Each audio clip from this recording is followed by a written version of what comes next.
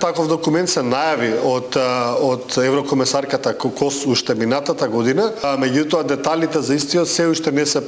познати, односно се во разработка, како дека се развиваат модалитети за членство кое што потенцијално води кон полноправно членство, меѓутоа за етапно зачленување во рамки на Европската Унија како еден модалитет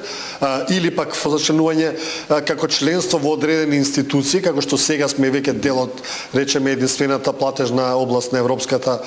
Унија, што е на некој начин членство во таа институција, но не е полноправно членство. Тоа е едниот модалитет. Другиот модалитет е членство во сите институции без право на глас, да не можеме да се блокираме самите едни со други, што е разбирливо од причина што Балканот и билатералните односи се доста влошени во него, така што тие проблеми не им требаат на Европската Унија. Во такви случаи дали би било сменето и правилото за едногласност во текот на преговарачкиот процес за отворање и затворање на поглавјата? Тоа е најглавното прашање, дали било кој од тие модалитети е потребно да биде изгласан со консензус. Мислам дека за сега